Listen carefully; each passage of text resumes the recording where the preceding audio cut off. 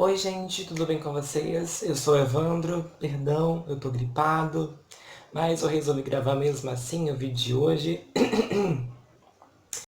Vamos dar continuidade, né, na resenha sobre as Crônicas de Nárnia, né? Incluindo aí o primeiro livro e consegui concluir também o segundo livro, que seria as Crônicas de Nárnia, o Leão, a Feiticeira e o Guarda-Roupa, né? Este livro que já foi adaptado aí para o cinema, eu vou comentar com vocês tanto a questão do livro e como foi a minha experiência com a adaptação que aconteceu comigo aí em 2005, né? Mas eu fui dar uma assistida novamente nesse fim de semana que passou e é isso. Tive uma nova visão sobre aquele filme. Então é isso, gente. Vamos conversar? Mas antes, não se esqueça de se inscrever no canal, de acionar o sininho, tá? E já deixar o seu like, porque eu tenho certeza que você vai curtir esse vídeo. É isso. Vamos começar?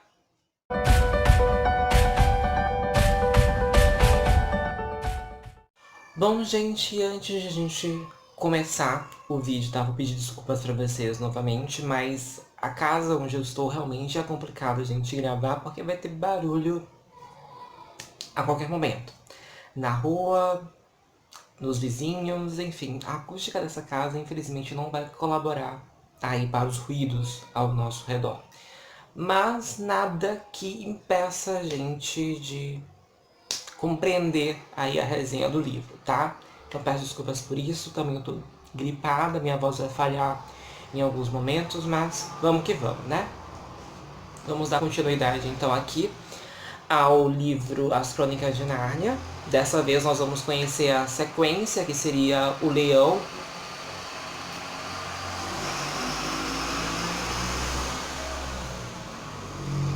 Faça mais barulho, querido. Então, vamos conhecer então a historinha do Leão, a Feiticeira e o Guarda-Roupa, que é a sequência aí, né, das Crônicas de Nárnia. E o que acontece? Vamos conhecer aí um período onde está havendo guerras em Londres. Muitos anos se passaram depois da descoberta aí de Nárnia, né? E houveram guerras em Londres. O autor, né, o C.S. Lewis, vai contar pra gente um período muito triste, que foi a guerra também que aconteceu aí em Londres. Londres participou ativamente de guerras também. Só que ele não vai contar pra gente de uma forma bem discreta. Como se trata de um livro infantil, ele não vai contar as mazelas por trás aí disso, né? Ele vai contando de uma forma bem sutil, de uma forma bem rasteira, digamos assim. E a gente vai conhecer aí os 4 irmãos, que seria o Pedro, o Edmundo, a Lúcia e a Susana. Esses 4 irmãos, eles acabam se mudando de Londres para um local mais reservado, mais tranquilo, tipo uma fazenda, onde lá existe um professor que acabou aceitando aí essas crianças. Lá também eles vão conhecer uma governanta que não gosta nada de crianças e também que não gosta de ser interrompida, porque nesse local, gente, ele acaba se tornando um local histórico. Uma casa tão antiga que acaba se tornando um local histórico. Então há visitas de turistas nesse local. E essa governanta, ela faz toda a apresentação ao local e tudo mais. E o que acontece quando esses 4 irmãos chegam lá, né? Eles estão muito felizes, muito empolgados, né? Tristes com o que está acontecendo em Londres, mas são crianças, então eles vão aproveitar ao máximo o período que eles vão ficar neste local. Então há a apresentação, eles entendem que não podem interromper também o professor. Inclusive nós vamos entender que este professor seria na verdade o Diggory. Se você não assistiu o primeiro vídeo das Crônicas de Nárnia, eu vou deixar aqui o link, tá? A gente vai conhecer aí o Diggory e a Polly no início aí de Nárnia. E o Diggory acaba ficando velhinho. E ele se torna aí esse professor. Inclusive, o Leão, ele acaba dando aí uma espécie de semente para o Diggory. Ele acaba plantando e nascendo uma árvore. Essa árvore, ela é destruída e nasce assim o guarda-roupa, né? Então esse guarda-roupa veio de Nárnia, mas isso a gente vai conhecer pra frente, tá? O que acontece é que esses irmãos começam a fazer uma brincadeira, né? De pique-esconde. Quem nunca brincou de pique-esconde na vida, né? Gente, não sei o que as crianças fazem hoje em dia, mas na minha época eu brincava muito de pique-esconde. Então eles fizeram esse pique-esconde por insistência de Lúcia, que é a mais novinha, né? Dos 4 irmãos. E ela acaba conhecendo então aí o guarda-roupa, achando um local ideal para se esconder dos irmãos.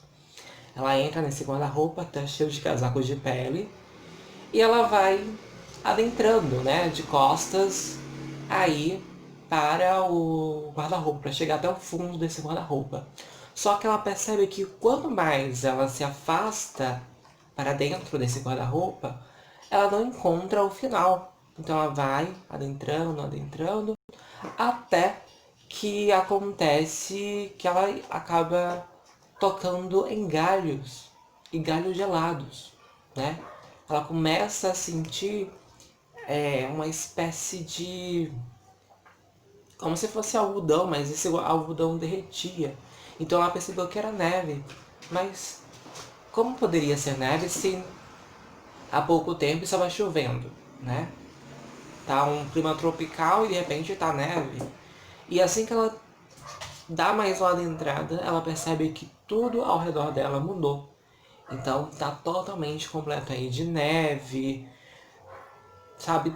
Isso tudo dentro do guarda-roupa. Então ela fica assustada, mas mesmo assim ela começa a tatear aquele terreno, começa a adentrar aquele terreno para saber o que tá acontecendo. Aí ela descobre que existe até um poste neste local, né? Um poste bem antigo que tá lá iluminando, como se fosse um ponto de... Menos esperava, ela se depara com uma criatura observando-a. E essa criatura tem uma metade homem e metade bode. E ela fica assustada, mas quem fica mais assustado é a própria criatura. Onde seria o fauno, né? É um fauno que acaba se deparando com outra criatura diferente dele. Então ele acaba se assustando, derrubando até o que ele estava carregando. Esse fauno parece até muito civilizado. Ele está usando um guarda-chuva, né? Uma sombrinha contra aí a neve. E tá usando também, tá levando aí várias encomendas, digamos assim, né? Como se tivesse comprado alguma coisa. Então ela ajuda a pegar, né, o que ele derrubou no chão e tal, eles acabam se conhecendo. Gente, sério, olha só a criatura que tá aqui. Não para nunca. Eu disse que nunca mais ia criar um gato na minha vida. Olha pra aqui que me aparece. Conheçam Apolo, tá? Não sei ainda se é macho ou se é fêmea, porque tá muito novinho ainda pra gente descobrir, né? Mas vamos esperar aí até os 6 meses. Enfim. Não para, gente. Parece tá ligado no 220, sabe? Tá aqui pulando horrores. Então, se ele aparecer, já sabe, né? Enfim. Mas voltando então à história, eles acabam tendo uma conversa bem interessante. E ele é muito educado com ela. E aí a gente já começa a ter um estalo, assim, porque o autor já nos oferece uma dica ou um conselho, digamos assim, porque esse fauno começa a convidar esta menina, a Lúcia, né, que para eles irem à casa deles. E a gente já começa a perceber o seguinte: quando a gente era criança, o que os nossos pais falavam? Nunca aceitem presentes de criança, de adultos, aliás, estranhos. Nunca vão para a casa de estranhos, né? E aí a gente poderia dar esse conselho à Lúcia, né? Mas ela acaba aceitando ir aí com insistência do fauno e eles vão pra casa deles. Pra casa dele, aliás. Enfim. Aí, chegando lá, ele dá comidinha. Então, chegando lá, ele dá comidinha pra ela, começa a tocar uma musiquinha pra ela. E essa musiquinha, ela faz com que ela adormeça um pouquinho, né? Ela começa a adormecer e, de repente, antes dela cair no sono, ele já começa a desabafar, dizendo que ele é um péssimo fauno, que ele é muito malvado, e ela começa a lhe perguntar por que você tá falando isso, por que você seria mal. Então ele começa a desabafar que ele está a serviço de uma tal feiticeira, né? Aquela feiticeira lá do início de Nárnia, né, que a gente conheceu, que ela fez uma farra em Londres. Pois bem, ela está de volta. E ele começa a dizer que existe uma feiticeira, que é sempre inverno em Nárnia, por causa dela. E ele sempre entrega aí crianças para ela. Caso ele encontre uma criança, ele deverá entregar essa criança para a feiticeira, que é malvada e tudo mais. E ela pergunta se ele teria coragem mesmo de fazer isso com ela. Então ele, com muita compaixão, sentindo aí que eles tinham uma química de amizade, ele acaba desistindo e acaba levando aí a Lúcia de volta para o local onde ele acabou encontrando ela. E a Lúcia retorna aí para o mundo real. Quando ela vai contar isso para os irmãos, gente, ninguém acredita. Principalmente o Edmundo, que começa a tirar sarro dela, né? Eles vão até o guarda-roupa, procuram algum vestígio de algum mundo distante, mas não encontram nada. Eles acham que ela tá ficando maluca, né? Então, até eu ou você, né? Que se alguém dissesse, tem vida lá no guarda-roupa, ninguém ia acreditar, né, gente? Não é uma coisa lógica. Mas enfim. Então ela fica bastante triste. Vai passar alguns dias, ela vai retornar aí ao guarda-roupa. E esse Edmundo, que é o segundo irmão mais novo, vai seguir ela para tirar um sarrinho dela. Só que ele acaba sendo surpreendido e ele encontra também Nárnia, sabe? Só que ele encontra outra coisa pior. Ele encontra a feiticeira, que acaba tratando ele gentilmente, tudo educado, quando ele começa a dizer que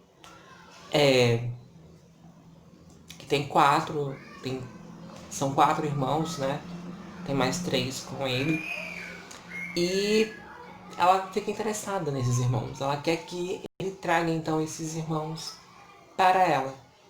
Ela acaba até oferecendo para ele uma comidinha, né? Um jantar turco, digamos assim.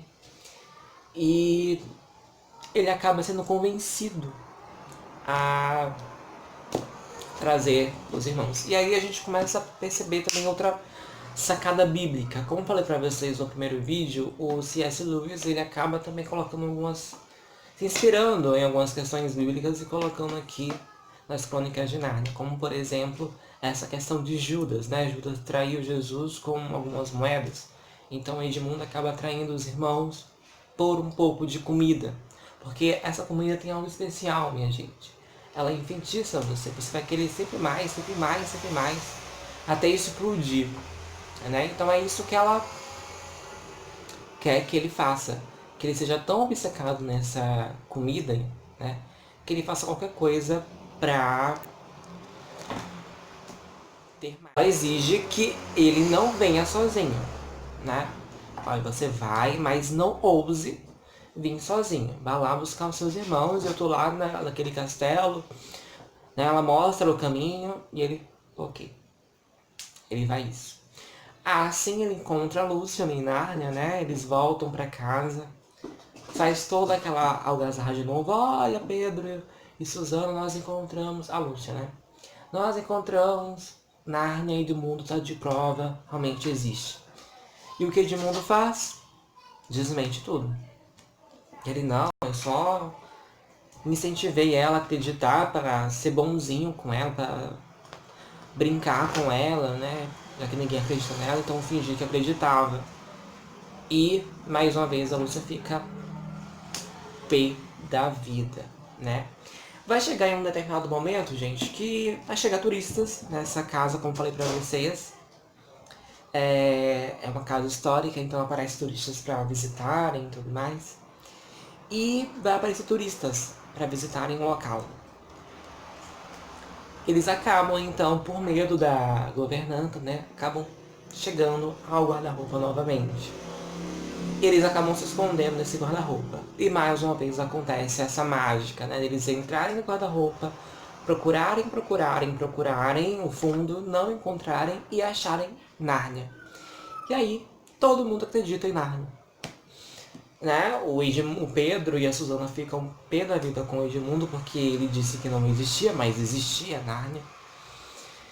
E por benevolência, por perdão, né, por pedir perdão a Lúcia, Pedro acaba falando, olha, faz então o que você quiser que a gente faça. Diz aí o que a gente pode fazer para redimir isso, você vai decidir o que a gente vai fazer daqui por diante.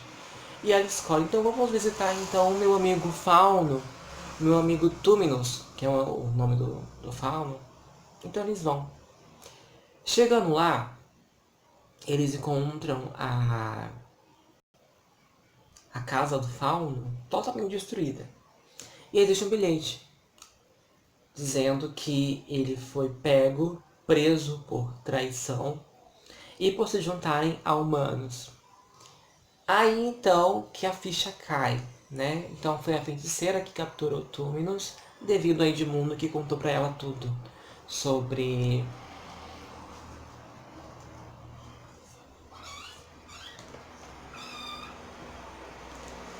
Então a ficha cai e eles acabam descobrindo, né, que seria, na verdade, a feiticeira.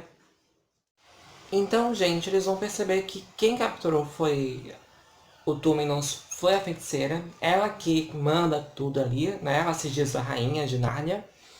Mas ela não é a verdadeira rainha de Nárnia.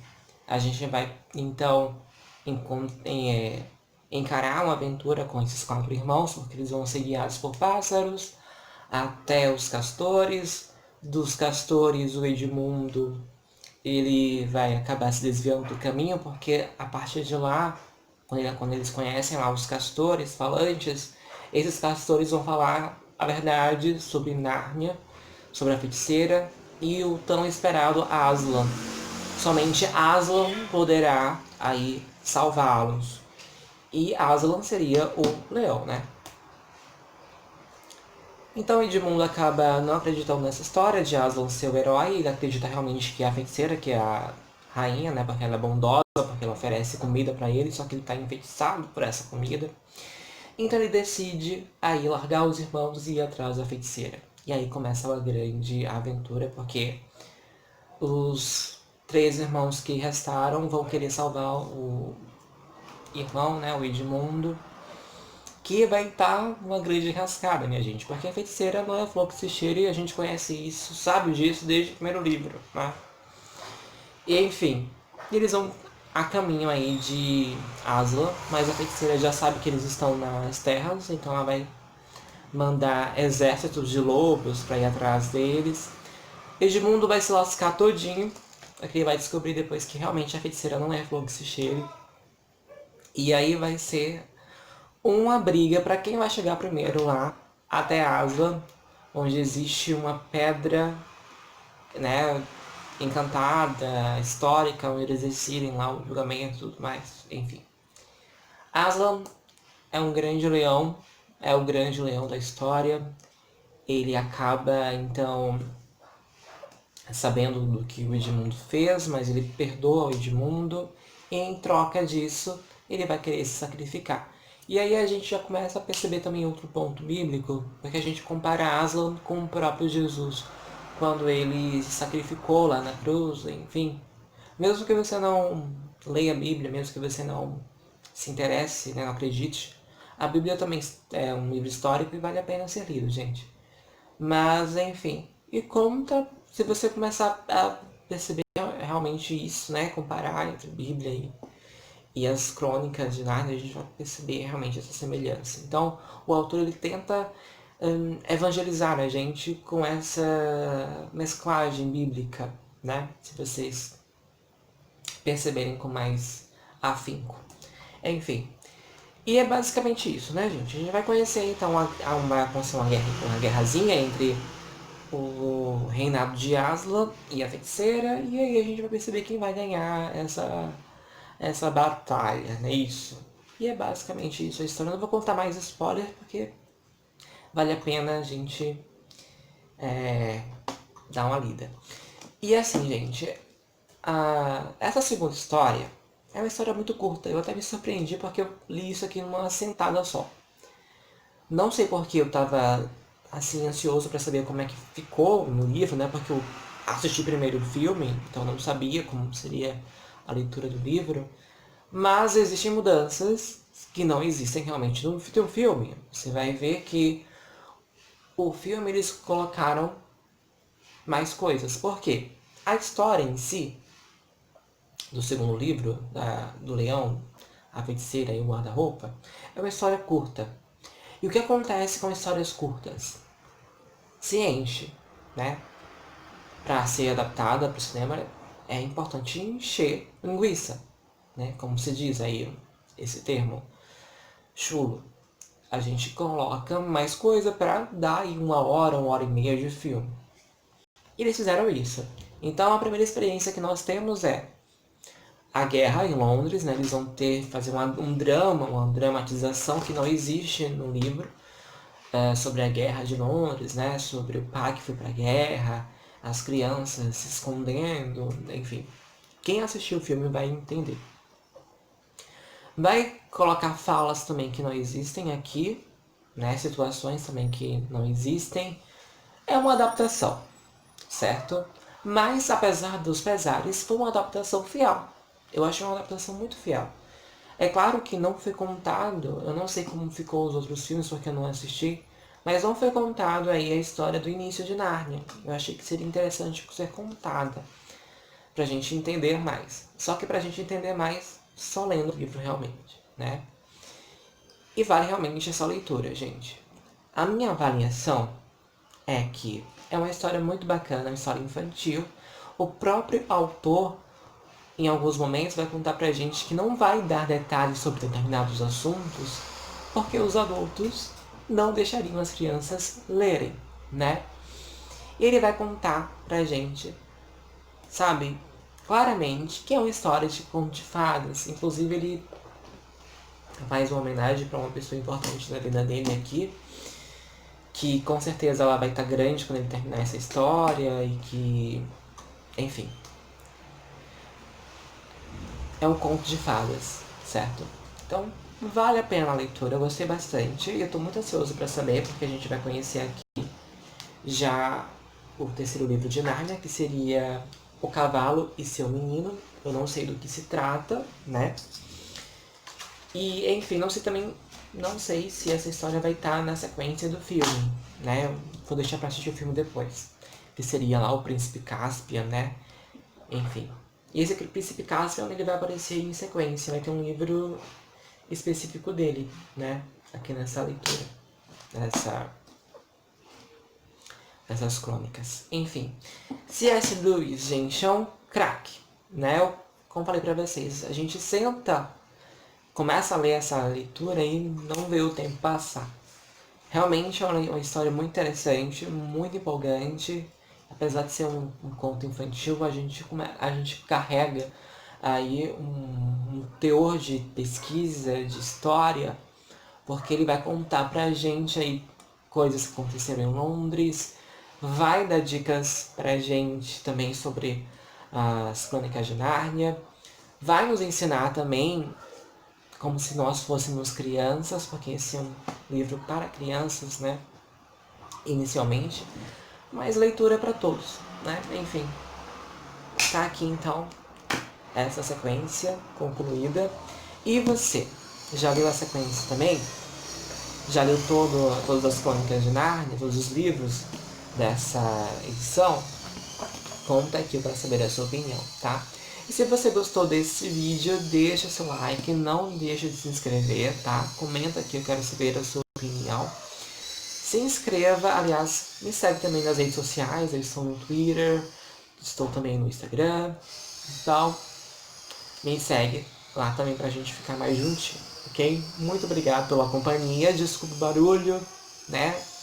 A minha garganta inflamada, mas enfim, a gente se vê então em um próximo vídeo na sequência das Crônicas de Nárnia, ok? Grande abraço e a gente se vê então.